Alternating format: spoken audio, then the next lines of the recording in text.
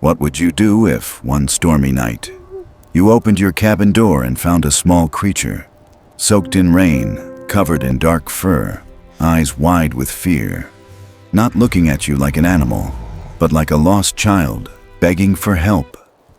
At the edge of the Bitterroot Forest in Montana, an old man named Grant Harlow, who had lost his wife to the woods and his son to silence, made a decision that changed everything. The creature wasn't a wolf. It wasn't a bear. It mimicked his every move, touched the photo of his late wife as if to comfort him, and brought life back into a home where only smoke and sorrow had lived for years. Few people know this. Bigfoot is more than a myth. Sometimes it's a scared child with amber eyes and nowhere else to go. This is the true story of Rust, the wild child from the forest, and how a lonely old man chose love over fear. It's also the story of a son who returned, not just to the forest, but to the father he thought he'd lost forever.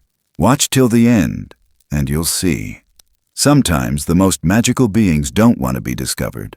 They just want to be loved. Before we dive deeper, I'd love to know, where are you watching from? What's your name, dear listener? And how far could this story reach if we shared it together? If this touched your heart, hit the like button and subscribe, not just for more stories, but to help build a warm, respectful community that believes Bigfoot might just be out there, waiting not to be hunted, but to be understood. From my heart to yours, thank you for being here. The rain had been falling since before sundown. Thick, humid drops slamming against the tin roof of the cabin like the drumming of 1,000 restless fingers. Heat still hung heavy in the air, despite the storm. The kind of heat that clung to your skin, crawled into your lungs, and made everything feel close. Claustrophobic. Alive in a way that the quiet of this forest usually wasn't. Grant Harlow sat at the kitchen table, a black enamel mug cupped in both hands, the steam long gone cold. He wasn't drinking it anymore. Hadn't been, really. He just liked the shape of it in his hands, the small illusion that he still had routine. Something warm, something normal, the kind of thing May would have insisted on. God, she would have hated this summer storm. Said it stirred up the ghosts. The cabin around him groaned as the wind picked up, as if the old pine walls remembered every storm that had ever passed through. Lamps cast a low amber glow, catching on the worn floorboards, the knots in the wood like old eyes. A photograph of May still sat by the window, framed in an old brass frame he'd polished every Sunday since she died. 5 years. But tonight, it felt like yesterday. Grant shifted in his chair. The pain in his hip reminded him he wasn't young anymore, though he still split logs like he was 25, even if he had to rest longer between swings. His boots were still damp from the last load he dragged in, the scent of fresh cedar clinging to his flannel like a second skin. Outside, thunder cracked hard across the valley, a long rolling growl that seemed to rattle the bones of the forest. He sighed, reached up to rub the scar behind his left ear. It always itched when it rained like this. Maybe a ghost of the logging accident that nearly took him back in '72, or maybe just another way the forest liked to remind him that it never really gave back what it took. A sudden noise broke the rhythm of the storm. 3 knocks, slow, measured, not the wind. He froze. No one came this far up. Cedar Hollow was too remote, too far past the last ranger post, too easy to get lost in. He hadn't had a visitor since Luke, his only son, walked out 5 years ago after May's funeral and never looked back. And even then, Luke didn't knock. He just yelled from the porch like he always did. Grant stood, slow and stiff, and walked toward the door. The shotgun by the fireplace stayed where it was, though he glanced at it once, just in case. His hand touched the doorknob. The metal was cold, colder than it should have been. His fingers hesitated. Then he opened it. The storm leaned into the frame, blowing wet leaves across the threshold. Lightning lit up the clearing for a breathless second, and that's when he saw it. Not what he expected. Not a man, not a bear, not even a dog. It was a child. or something shaped like one, covered in mud, shivering, breathing in short, panicked gulps. Its long limbs trembled beneath fur so soaked it clung to its form. One leg dragged slightly behind the other, bleeding, cut open across the shin like it had been caught in something sharp. But it was the eyes that stopped Grant cold. Amber. Not gold, not brown. Amber. And intelligent. Too intelligent. The kind of eyes that looked through a man, not just at him. Wild, but not lost. The creature, no, the child, collapsed to its knees, as if the storm had finally won. One hand reached up, not toward him, but toward the warmth behind him, toward the cabin, the light, the life inside. Grant's body moved before his brain caught up. He dropped to one knee, cursed softly, and gathered it into his arms. Lighter than he expected, bones and sinew and soaked fur. The blood from its legs smeared down his sleeve. The door slammed shut behind him, wind still howling. He carried it, her, he thought somehow, and laid her gently on the old quilt spread across the worn leather couch. She didn't fight, just watched him, blinking slowly, like she was trying to decide if he was real. He cleaned the wound with the gentleness of a man who had once known how to care.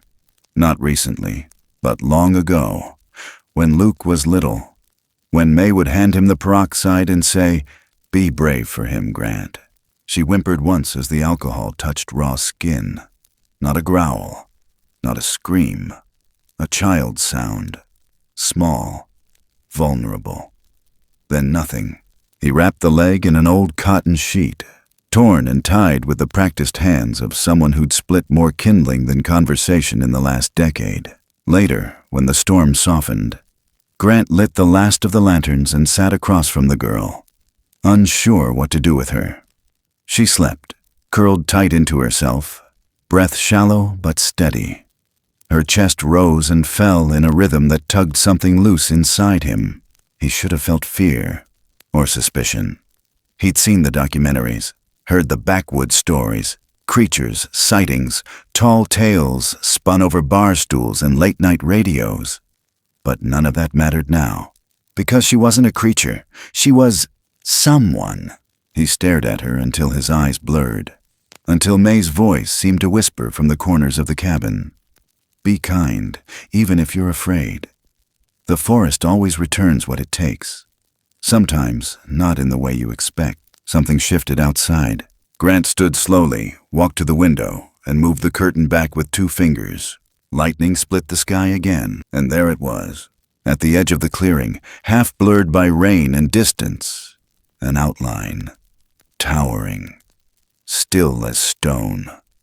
Watching. Grant didn't move. The thing in the trees didn't either. Only the eyes reflected the light. Huge, luminous, fixed on the cabin. He let the curtain fall. He didn't need to see more. They hadn't lost her. They'd sent her. Or maybe they trusted him. He turned back to the couch. The girl still slept, her face softer now, less curled in fear. He took the blanket from his bed, draped it over her gently, careful not to wake her. Then he sat, just sat, listening to the breathing, to the storm, to something he hadn't heard in a long time, hope, tapping faintly against the silence. The next morning the storm had passed, but the ground was slick with mud and memory. The footprints on the porch were gone, washed away in the rain. But Grant knew they'd been there. He also knew the forest didn't knock unless it wanted to be heard. And someone, something, had knocked. And this time, he had opened the door. By the time the sun rose behind the Bitterroot Range, the storm had passed and left behind a stillness so thick it felt almost sacred. The air smelled of wet pine and earth, the kind of scent that settled deep into the ribs and made a man remember things he'd tried to forget. Inside the cabin, Grant Harlow stirred his coffee with the wrong end of a spoon, staring across the room at the sleeping figure curled beneath May's old quilt. He hadn't touched that blanket in years. Now it looked like it belonged there, as if this creature, this girl, had always been meant to arrive. She woke slowly, like a deer unsure if it was safe to breathe. Her amber eyes opened without fear, only caution, and blinked at him across the distance. Grant raised his hand in a slow wave, almost embarrassed by the gesture. He hadn't waved at anyone in a long time. She didn't wave back, but she didn't look away either. After a long pause, he muttered, "Rust." He didn't know why the name came out of him like that, but it fit. Like naming a dog or a tool that had long been part of the forest. The reddish hue of her fur reminded him of old lumber, of sawdust clinging to his boots in late September, of the orange tint the mountains took just before sundown. There was something tired and ancient in it, something both wild and weathered. Rust. It felt right in his mouth. She blinked again, slower this time, and let her head fall back onto the pillow. He wasn't sure she understood, but then again, maybe she did. The days that followed moved like the slow melt of snow.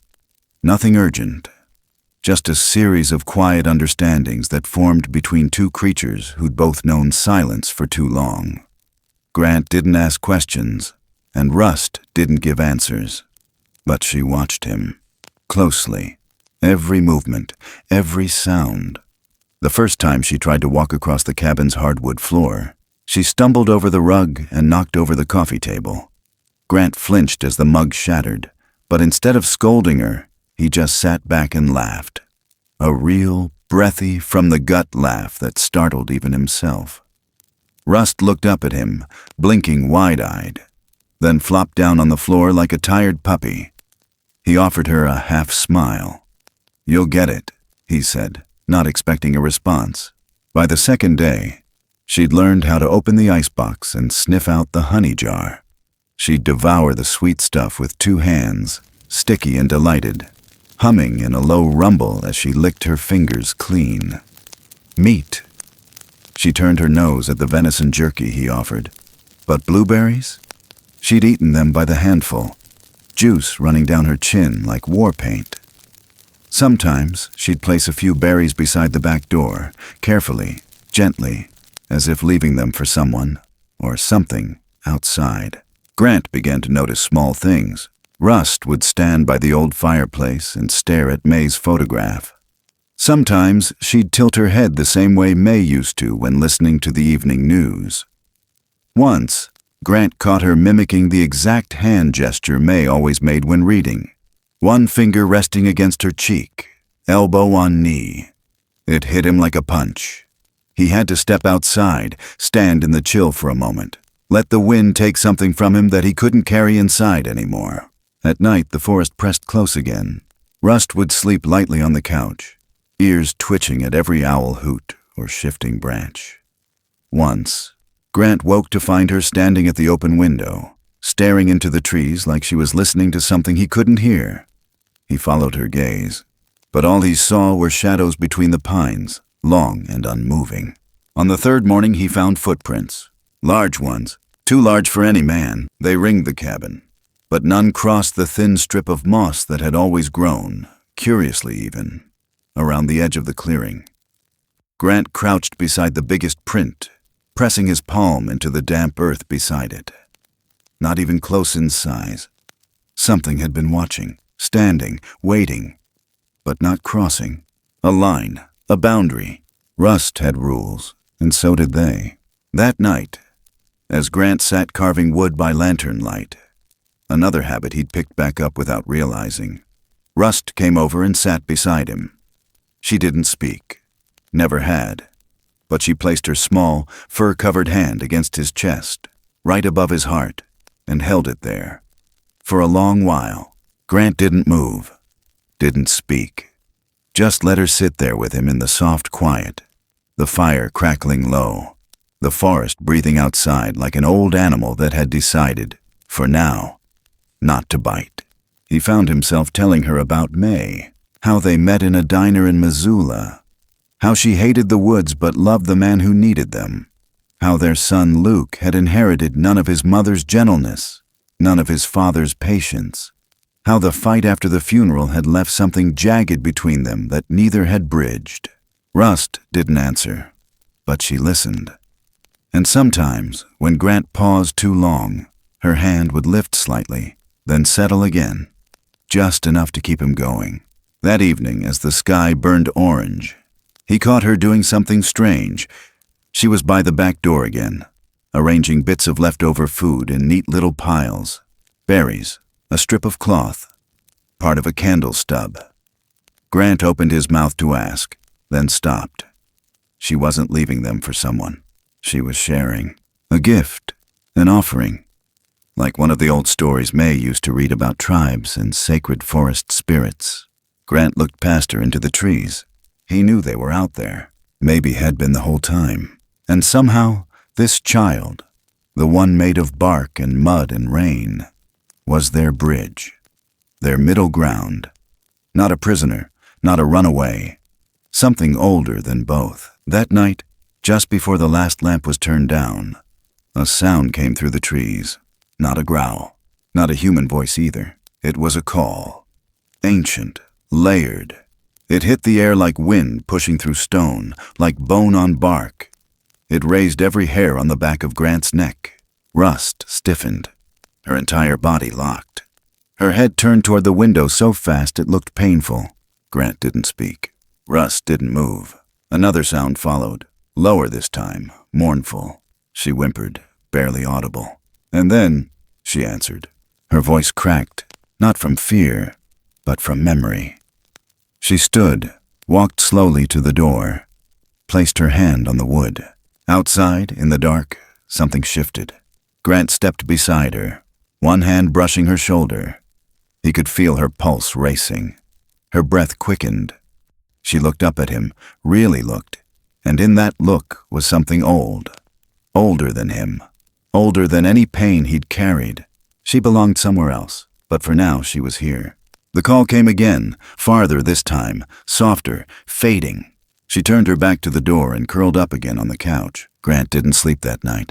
He sat by the window, watching the tree line until morning, waiting for the sound to come again. It never did, but something told him it would.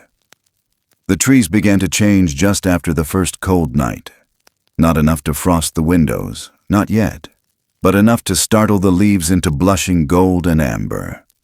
September light spilled softer now, sideways through the tall pines above Darby, Montana, and cast long morning shadows that looked more like stories than shapes.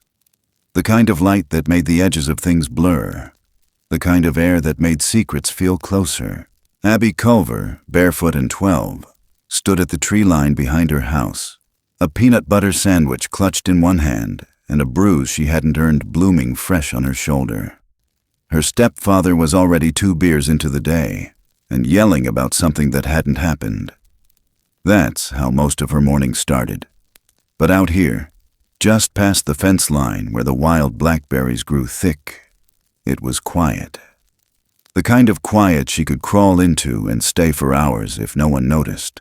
She liked to wander, especially when the shouting started. Liked to climb rocks and count beetles and pretend she was someone else. Out in the woods, she wasn't the girl who got called freeloader and baggage. She was invisible, or invincible, depending on the day. That's how she found herself near Cedar Hollow, where the forest grew thick and the trails disappeared. Her sneakers had worn holes by summer's end, so she stopped wearing them altogether. That day, she ducked under the fallen cedar like always and padded toward the creek, then stopped cold. There was a cabin, hidden so well it nearly blended into the trees, weather-beaten, chimney smoking faintly, porch sagging. She'd never noticed it before. She knew every bend and boulder out here. But that place, it hadn't been there last week. Or maybe she just hadn't looked hard enough. She crouched behind a thick fern, sandwich forgotten in her palm. There was a man on the porch, gray beard, big shoulders, eyes sunk deep in a face that didn't smile. He looked like he'd built the place with his hands and regrets. Something about him felt heavy. She watched him drink from a tin mug, his movements slow and quiet, as if he didn't expect anyone to watch. Then, movement behind the curtain. She blinked, stared harder. There it was again, just for a second. Something small. Not a child, not really. Too hairy. The face had something not quite human in it, but the shape. It was like a kid, crouched low behind the curtain, peeking out. Abby's breath caught. She wasn't sure why she didn't run. But something about the look in those amber eyes held her there. Not fear, not menace, curiosity, like she wasn't supposed to see it. But now that she had, it was letting her. She backed away slowly and ran straight home. That night, she didn't sleep. Not because of the yelling, but because of the eyes. They'd followed her into her dreams. By morning, the town of Darby was already gossiping about something else. Wade Culver leaned back on a bar stool at Dan's Tavern, nursing his third beer before noon. The hunting season hadn't been kind to him. Too many missed shots. Too many debts piled up. His truck needed new tires, his freezer was empty, and the loan from Carl down in Hamilton came with warnings Wade didn't take lightly. He needed a miracle, or at least a distraction. That's when he pulled out the sketch. Crude, charcoal on lined notebook paper, but it got attention. Found the print right by Cold Creek, he told them. Bigger than any bear I've tracked, wider than my boot. Couldn't be a hoax, ground was too soft. You can't fake depth like that. Whatever made it's got weight. A few laughed, but not all. A rancher near Painted Rock swore he'd lost 2 goats in the night. Another guy said he saw something move through the fog that wasn't deer, wasn't elk, wasn't anything he knew. The stories, like all stories in small towns, grew teeth by sundown. Wade didn't mind, let them laugh now. He'd seen the direction the print faced. He'd followed the drag marks. And something about the moss was strange, like it had been scorched but cold. He didn't have a word for it. Just a feeling. That night, Wade Culver walked farther into the woods than he ever had sober. He kept to the shadows, binoculars in hand, sketch pad under his arm, and rifle slung low. The moon barely broke through the trees, but he saw the cabin. He waited. Hours passed. Nothing moved. Then, just as he turned to go, something crossed the porch. Not the man, something shorter. It turned for just a second, eyes catching moonlight. Amber, not animal, not man. Wade's heart thudded. He crouched lower, breath shallow, and crept closer until his boots snapped a twig. Gone. The porch was empty, no sound, no echo. He waited again, but nothing else came. Still, he'd seen it. That night he didn't tell anyone. Not yet. Not until he knew what it was worth. By morning, Abby was back in the woods. Not to run, not even to hide. She had questions. She carried half a granola bar in her pocket, just in case. That's how you made friends with animals, right? She didn't knock. Just sat on a rock across the clearing, waiting. After an hour, the man came out. He saw her. They stared at each other across the empty space. He didn't wave. Neither did she. Then the curtain behind him moved again, a flicker of amber eyes. The man turned, looked back at Abby, and something in his face changed. Not softness, but not anger either. A kind of resignation, like a man who knew the tide had shifted and there was no stopping it now. He stepped inside without a word. Abby waited 5 minutes, then left the granola bar on the porch and ran home. Wade was already setting up trail cams. That evening, Grant stood outside with a lantern. The sky had gone violet, the last light slipping behind the mountains like a secret. Rust stood beside him, barefoot in the grass, staring into the dark. He didn't say anything about the girl. Didn't need to. Rust already knew. That night, when he checked the moss line at the edge of the clearing, he saw the footprints again. But this time, there were 2 sets. One large, one small. He knelt, tracing the outline with his fingertips, then looked up at the woods. The silence that answered didn't feel empty. It felt watchful, and Wade Culver, crouched half a mile away in the underbrush, raised his binoculars and whispered to himself, "If I catch it, I'll never have to beg again." But the forest wasn't made for catching. It was made for hiding, and for those who didn't understand the difference. The price would come soon enough. The cold came in overnight, quiet and precise, like a blade dragged across still water. The season hadn't fully turned, not yet, but the breath of winter was in the dirt now, beneath the moss. threading its way into the cabin's old seams. The world outside had lost its noise.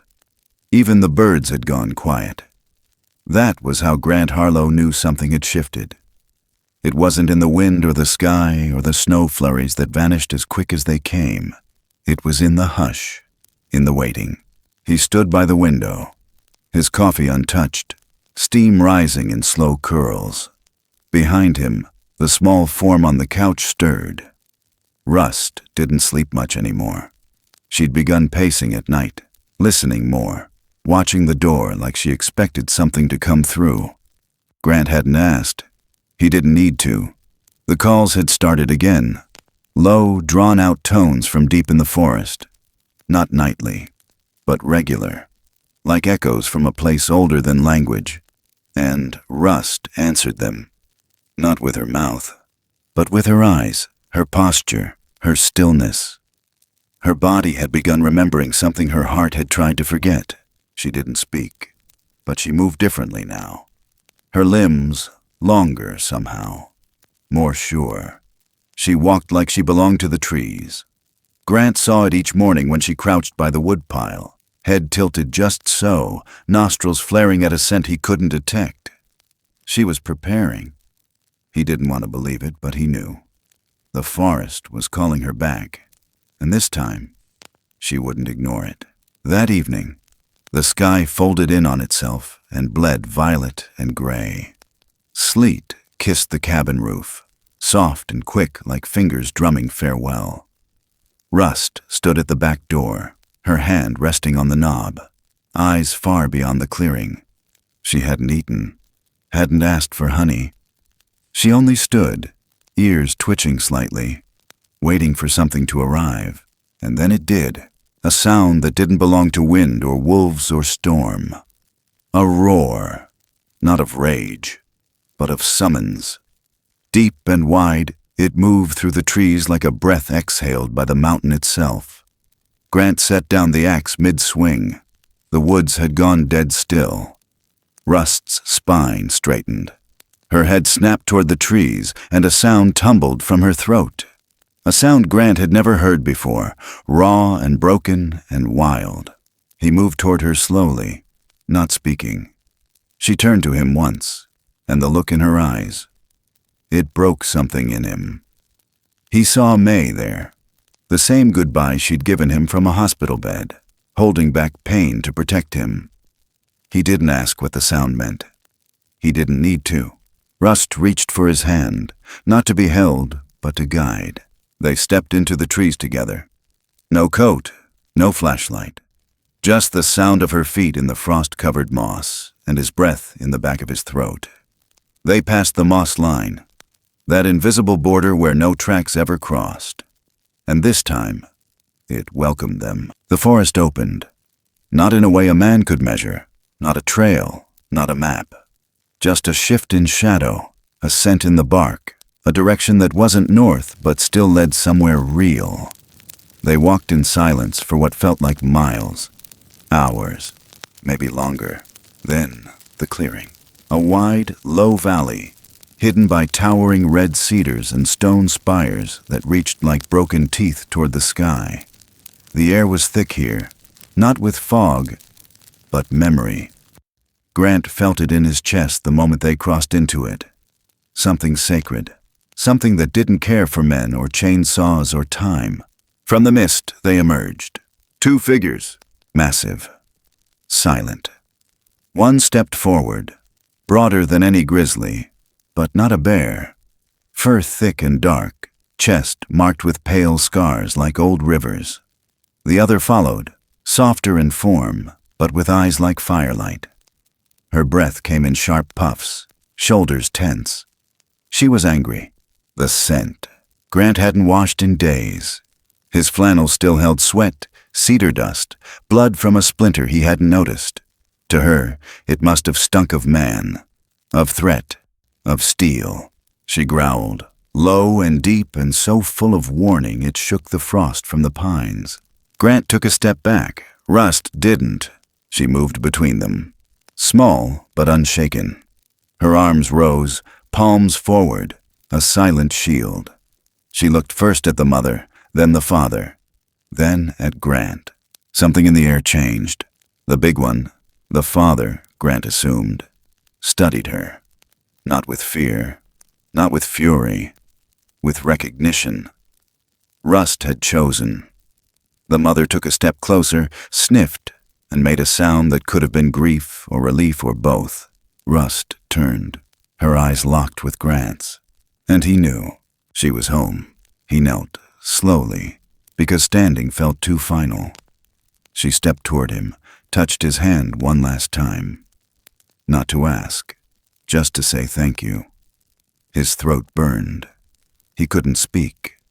She didn't need him to. Then she turned. The trio disappeared into the mist, moving as one. Grant stood alone in the clearing until the air grew thin and the cold reached through his clothes and into the ache behind his ribs. He didn't cry. Not there, not while they might still be watching. He retraced his steps in silence. The trees didn't close behind him, but they didn't welcome him either. When he reached the cabin, the porch light flickered once and went out. The fire had died. He didn't relight it. He just sat in the chair where May used to knit, where Rust had once mimicked her hand on cheek, and listened to the wind scrape across the tin roof like it always had. But this time it didn't sound quite the same. This time it didn't sound like loneliness. It sounded like absence, the kind that matters. Outside, snow began to fall, thin and slow, like ash from a long-gone fire. Inside, Grant stayed awake till morning, and when the sun finally rose behind the pines, it came in soft, like someone had opened a door they didn't plan to close. The winter deepened like a held breath. Not the violent kind with whiteout storms and shutter-rattling winds, but the thick, silent sort that settles over a place like wool, heavy, soft, and impossible to shake. Cedar Hollow fell into its long sleep. No birds sang, no deer wandered close. Only the slow melt of frost against old wood and the way the air smelled sharper somehow, like every breath might carve something new across your ribs. Inside the cabin, the fire burned lower each night. Grant let it. Let the cold in just a little. Not enough to bite, just enough to remind him of what had been taken. Or maybe what had been given back. Rust was gone. Days now. Maybe weeks. He wasn't sure anymore. Time didn't keep well in the woods, especially not when there was no one to speak it aloud. The couch where she used to curl still held the imprint of her shape. Her scent clung faintly to the quilt, something between pine and honey and earth after rain. He hadn't moved it. Couldn't. Even when his back ached from falling asleep in the old rocker by the stove, he left that space untouched, as if she might return, as if she hadn't already. The silence wasn't cruel, not like after May. This one held warmth beneath it, a memory that didn't rot or sting, just a softness that ached in the chest if you sat still long enough. Abby came by more often now. She didn't knock anymore, just tapped on the glass once and came in holding her notebook, her scarf too long, her cheeks pink from cold. She said less these days, maybe because she'd seen enough to know the woods didn't care much for talk. She sat by the fire, sometimes sketching, sometimes chewing the end of a pencil like it owed her answers. Sometimes she asked questions. "Do you think she misses you?" Grant didn't lie. "I think she remembers me." One morning, after a night where the stars had snapped like glass in the black sky, Grant opened the door to find a perfect circle of blueberries laid on the frozen step. Not scattered, placed. Each one round and plump, some still carrying the faint frost of early dawn. There hadn't been berries in the valley for weeks. The bushes had long since gone bare. These had come from somewhere else, somewhere wilder, somewhere watching. He didn't touch them, just stood there barefoot in the snow and stared down at them, heart thudding slower than it should. Abby saw them later, knelt beside them with quiet reverence. "Rust?" He nodded once. The next week, it was honey. Not a jar, not store-bought. A full hive wedge, clean and golden, tucked beneath the eaves like a sacred offering. No bees, no stings, just warmth. Then came the carving. It wasn't on the step. It was on the oldest pine beside the cabin, not 20 feet from where Grant split wood every morning. 3 long slashes in a shape too precise to be accident, curved like a crescent turned twice. The bark peeled back just enough to shine pale in the moonlight. Abby traced the lines with a mittened hand, her breath catching. "What does it mean?" Grant stared at it a long time. "I think it means I'm being watched, but not in a bad way." Abby looked up at him. "Protected?" He didn't answer. But the word sat right in the air between them. Wade Culver hadn't been seen in over a week. The bar stool he usually slouched in was empty. His truck still parked behind the bait shop, covered in ice. Some said he'd gone hunting out past the river, chasing something he shouldn't. Others said he'd been seen heading north, talking big about secrets and salvation. Grant didn't ask. He knew better than to poke a sleeping wolf, and Wade had always carried too much hunger in his eyes. But one night, Abby came running. Her boots were soaked, her face pale. She held something wrapped in a bandana, her hands shaking as she unwrapped it. A photograph, grainy, blurry, but clear enough. The carving on the tree, and beside it, a footprint. Huge, detailed, with a date scribbled in the corner in Wade's scrawl. "He mailed it to someone," Abby whispered. "I saw the envelope. It was addressed to a place in Missoula. Something about research. I think he's trying to sell proof." Grant didn't speak, just stared at the photo like it might burst into flame if he looked too long. "What do we do?" she asked, voice cracking. He turned away from the photo, back toward the woods. The tree line didn't move, but the air felt tighter. "We wait." That night, no gifts came. No berries, no honey, no markings. Just wind. But the next morning, another letter arrived. This one was for Grant. Luke's name on the return address. The handwriting tight, too tight. The kind of handwriting that came from someone holding their breath. It said he was coming. Not to visit, not to reconnect, but to investigate. Someone had sent him a file. Clippings, a map, footprint casts, photos, anonymous. But compelling enough for a man like Luke, a man who chased data, who trusted patterns more than people, to buy a ticket and head for Darby. Grant sat with the letter in his lap for hours. Abby said nothing. She didn't need to.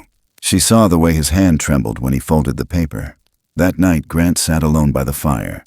Abby had gone. The snow had started again, soft as breath. He stared at the spot on the couch where Rust used to curl, the empty chair where May used to knit, the knot in the ceiling beam that looked just a little like an eye if the light hit it right. And then, the sound, a rustle, not animal, not wind, something heavier. He rose, heart thudding, opened the door. And there, on the step, laid neatly atop fresh snow, was a white feather. Long, clean, still warm. He looked up, into the trees, and though he saw no movement, he felt the presence. They knew. Somehow, they always knew. And they were watching, not in threat, but in trust. And for the first time since Rust had walked into his world, and then back out again, Grant felt something inside him settle. Not close, not healed, but steadied, like a tree learning how to bend without breaking. He stepped back inside and closed the door with care. Let the night hold its secrets. Let the feather rest on the windowsill like a promise not yet spoken. And somewhere in the snow-drenched silence, just past the edge of memory, the forest exhaled. Spring didn't arrive in a single day.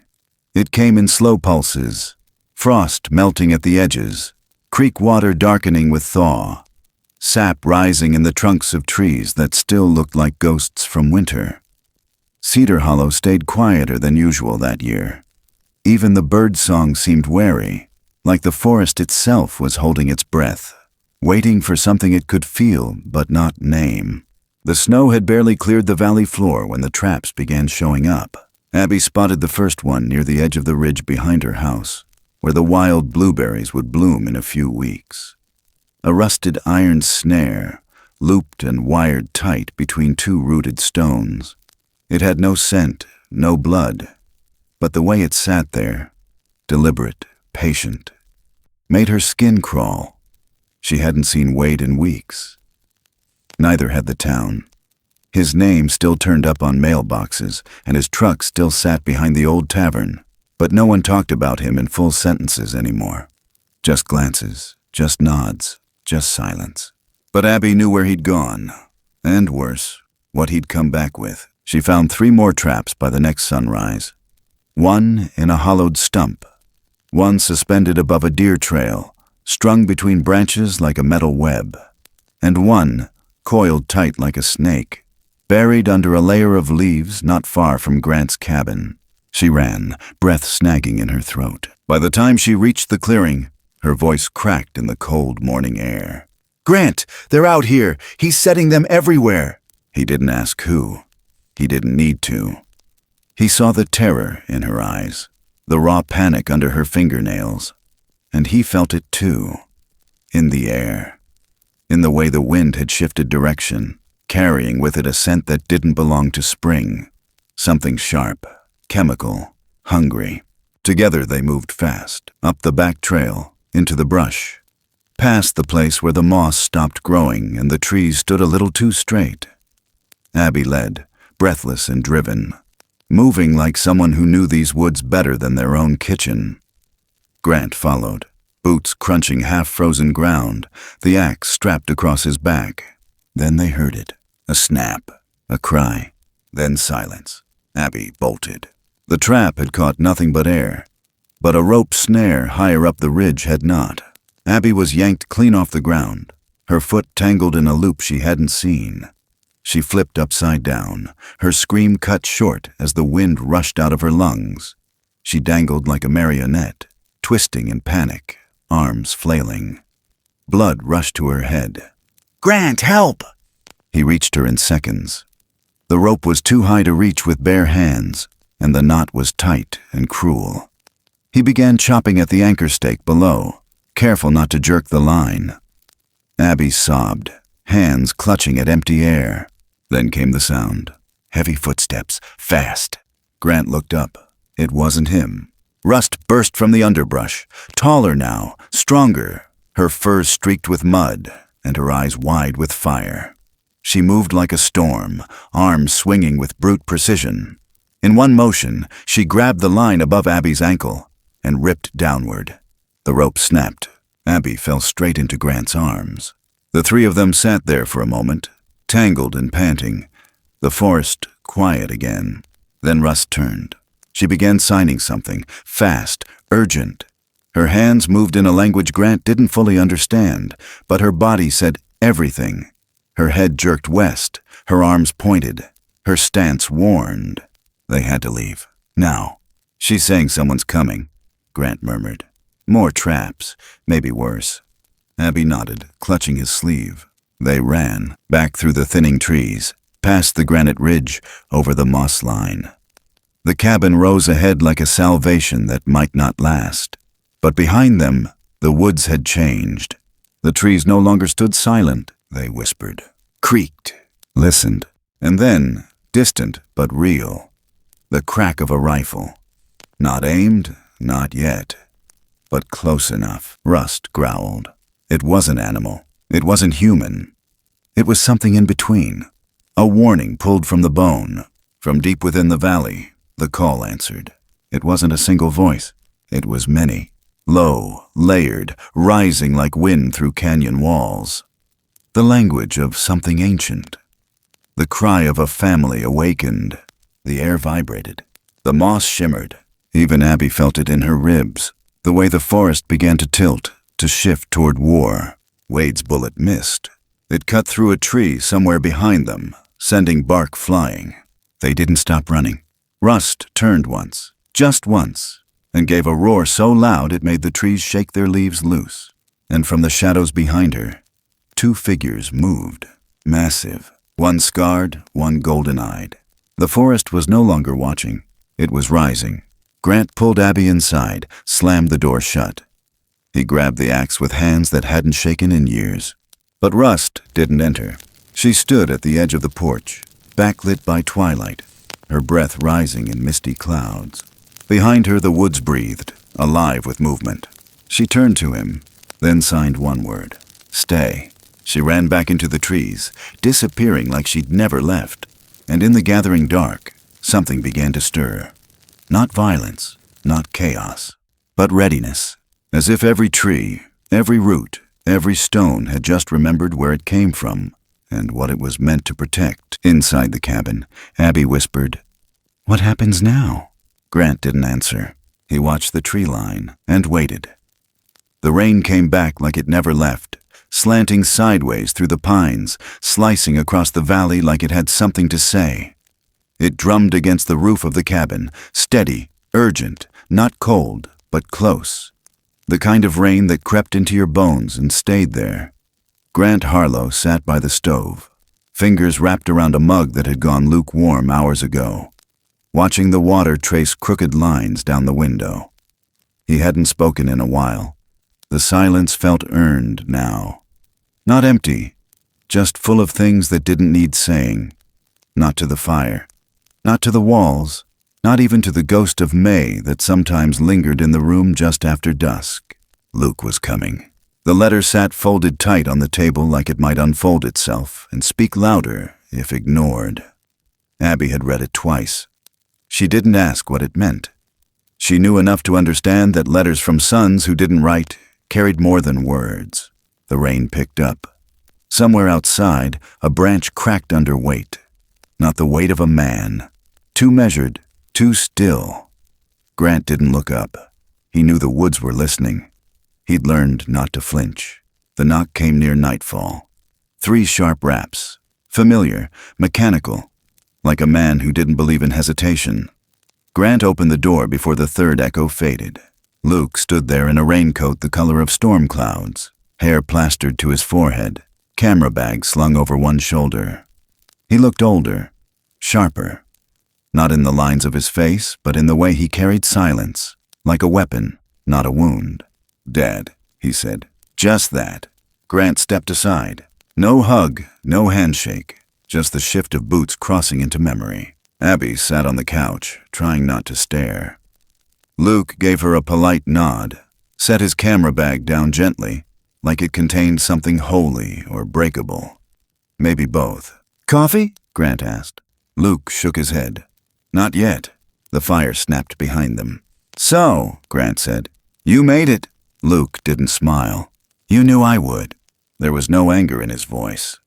But there wasn't warmth either. The room felt smaller. They didn't speak for a while. Abby excused herself. Said she'd go check the traps out back. No one believed her, but everyone let her go. Grant sat down slow, the same way he'd done every night for years. "You didn't come all this way for small talk."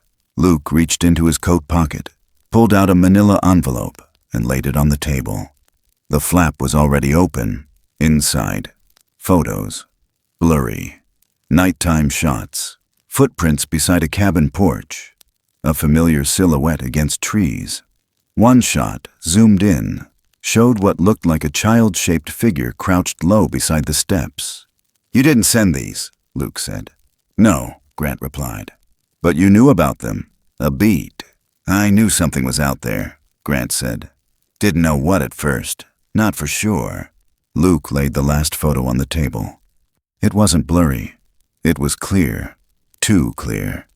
The tree behind Grant's cabin, the one with the crescent claw marks, centered in the frame. Lit by a flashlight.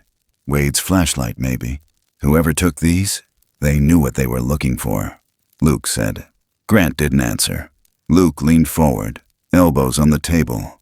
His voice dropped low, not sharp, but edged with something steel. "Dad, if there's something real out here, I have to document it.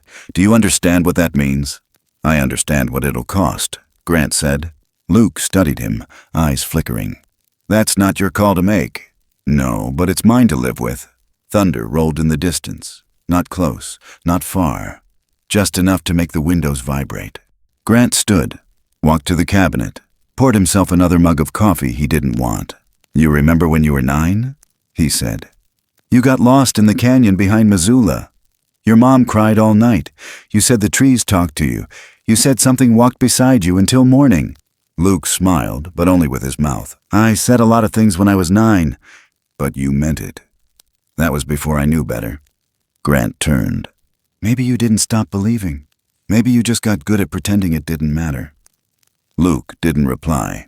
He just pulled out his camera and began checking the battery. Then, movement outside. Fast. Not heavy. Grant froze. Luke noticed. "What was that?" Grant didn't speak. Then, another sound, closer. Luke moved toward the window. And there, between the trees, stood Rust. Taller now, half hidden by mist and motion. Her fur soaked dark by rain, but her face unmistakable. Luke lifted the camera instinctively. Grant's voice cracked. "Don't!" But the lens was already rising. Through the glass, Rust stepped forward. Behind her, a shadow emerged. Larger, slower. The father. Massive and limping. Dark fur matted with what looked like dried blood across his flank. He moved like something that had survived more than it should have. One arm hung slightly lower, scarred deep. His eyes, black, knowing, locked on the cabin. Luke's finger hovered over the shutter. Grant didn't shout, didn't plead, just stepped beside his son and whispered, "He's hurt." Luke's hand trembled. "He knows you're here," Grant said, "and he's showing you this anyway." Luke blinked, swallowed, lowered the camera. The creature looked directly into the glass. Not afraid, not hostile, just watching, waiting. Then, slowly, he stepped back. Rust followed, and like mist, they disappeared into the trees. Luke didn't speak for a long time. The fire burned low. Grant placed a hand on his son's shoulder. "Not heavy, just enough. They don't need your spotlight," he said quietly. "They need your silence." Luke stared at the floor. "When I was 9, he whispered, "I saw something in the canyon. I've spent 20 years trying to forget, but I never really did." The rain slowed. Outside, the woods held steady. Luke looked at the camera, then turned it off. He didn't delete the files. But he didn't take another photo. And when Abby returned, soaked and shivering, she saw something different in both their eyes. Not peace, but a pact. As night fell fully across the valley, and the last growl of thunder faded into nothing, a single sound echoed through the trees. Not a warning, not a call, but a rhythm, like breath, like heartbeat, like the forest exhaling as two men, one old, one searching, finally chose to keep the secret. The heat returned with a vengeance. Not the sticky kind of July, but the breath before lightning kind. Dry, still, full of pressure. The kind of heat that curled leaves before they dropped and made the ground crack where no roots ran deep enough. Summer had arrived like a clenched fist, and the forest, though green, carried tension in every limb. The birds no longer sang without looking over their shoulders.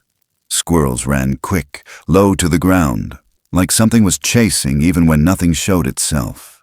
Grant Harlow felt it first in his bones. That old ache in his hip returned with each sunrise. But this wasn't just weather. It was warning. The stillness in the soil. The way the wind changed direction in the middle of a breath. The way even the moss near the porch refused to spread any further. The line held. Inside the cabin, Luke was packing quietly, zipping his bag with slow hands, as if speed might offend whatever unseen eyes watched them from beyond the tree line. He hadn't taken another photo since that night. Not one, but he kept the camera near, not to use, just to carry, like memory or penance. Abby came down the ridge just after dawn, dirt on her knees and leaves tangled in her braid. She didn't speak at first, just dropped a coil of rope and 2 metal stakes on the porch. "Found more traps, bigger ones," she muttered. "He's not just hunting anymore. He's trying to catch something alive." Grant nodded once. He didn't have to ask who. Wade had returned. No one had seen him in town. But something had moved through the lower hollows. Something loud, careless, human. Branches broken where no elk would roam. Fires smothered, but not hidden. And the scent of gasoline in the dirt where there should have been nothing but pine. The forest knew. The forest remembered. That afternoon, Abby found a stone near the steps of the cabin. Not just any rock. A flat river stone, smooth as glass, with 3 deep notches carved clean into the center. The same symbol that had once been clawed into the bark of the pine beside Grant's shed. "They're asking for help," Grant said, voice rough. Luke looked at him. Help with what? But Grant already knew. That night, Abby couldn't sleep. Her feet wouldn't stay still, and her breath came in too fast. She kept hearing something in the trees, a dragging sound, then silence, then again. Not close, not far, just circling. She crept to the edge of the woods. That's when she saw it. A juvenile Bigfoot, smaller than Rust, but not a baby. Caught in a trap unlike anything she'd seen. A crude rock fall snare, strung high in the branches and counterweighted with steel wire. The young creature's leg was pinned beneath a stone too large to move alone. It made no sound, just whimpered, breathing fast. Abby screamed for Grant. He came running, axe in hand, Luke right behind him. They reached the creature in seconds, its eyes wild with pain and confusion, muscles twitching under matted fur.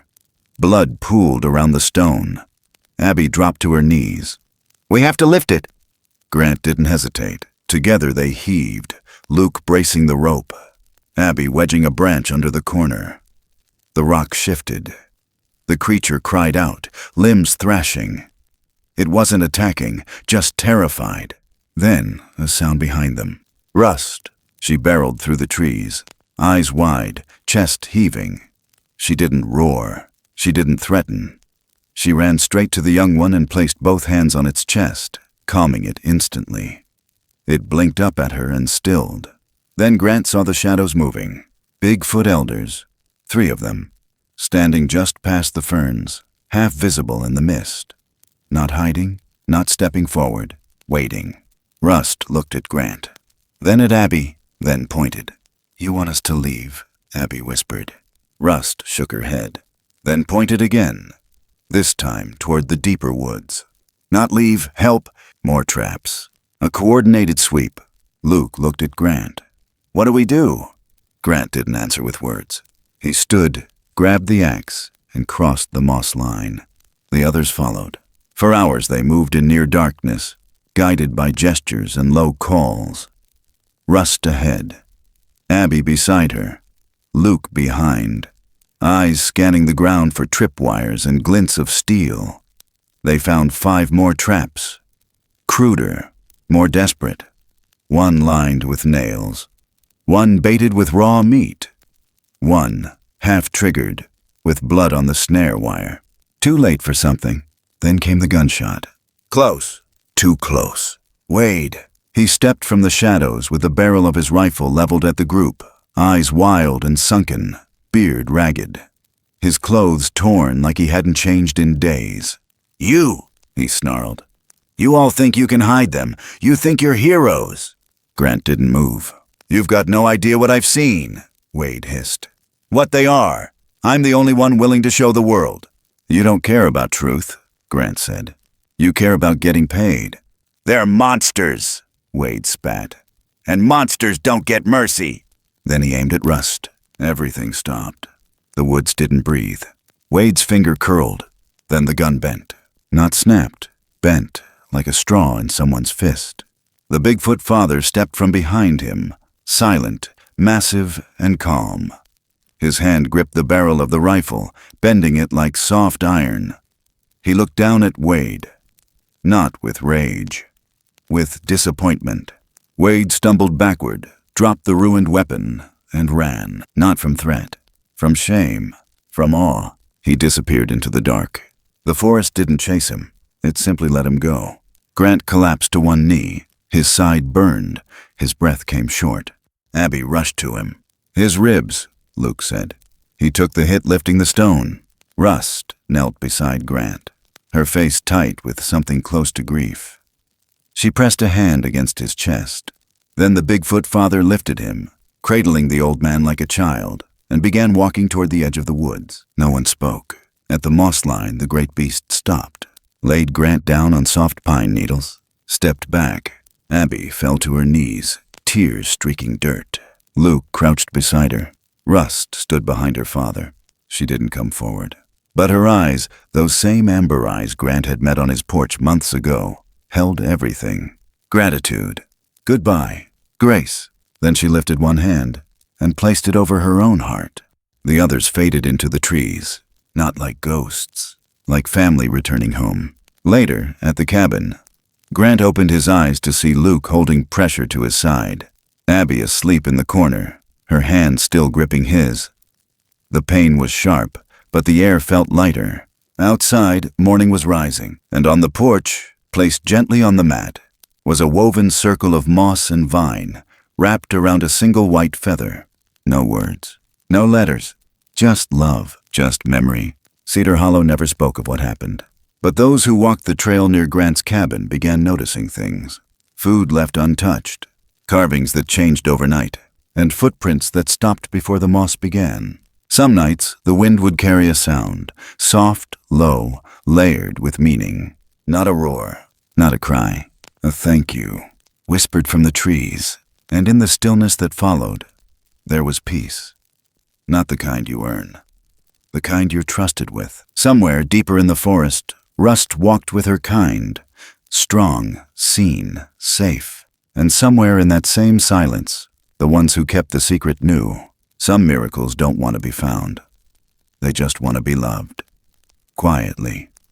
In this world, there are stories that are meant to be told, and others that are meant to be felt. Stories that drift through the tall pines and cling to the morning fog, never asking to be believed, only to be remembered by those willing to listen. This has always been a tale not of monsters, but of quiet miracles, of bonds forged not in words, but in glances, gestures, and the soft kind of courage it takes to protect something sacred without expecting anything in return. There is a truth the wilderness teaches, gently, patiently, relentlessly, that what we understand least often needs our kindness most, that not every secret needs uncovering, that some boundaries exist not to keep things out, but to hold peace in. And that love, real love, the kind that endures storms and silence, is sometimes found in the places we're told not to look. This isn't a tale about wild things being tamed or people being changed overnight. It's about coexistence, respect, the kind of reverence that grows when we realize we are not the only ones who feel, who fear, who protect what matters. Sometimes doing the right thing means keeping quiet. Sometimes it means crossing a line, not to conquer, but to carry someone back home. And sometimes it means letting go before the world is ready to understand why. Some things are worth guarding. Some truths are worth burying beneath roots and riverbeds and long, unspoken understandings. And some acts of grace, no matter how unseen, leave behind ripples that change everything they touch. If this story stirred something in you, a memory, a question, a quiet ache, we'd love to hear it. Your thoughts, your voice, your reflections matter here. Please feel free to leave a comment below and let us know where you're listening from. And if you haven't already, we invite you to follow and subscribe, so you'll never miss the stories that still wait in the trees. Thank you for being here. And remember, not all miracles roar. Some just knock softly and wait for someone kind enough to open the door.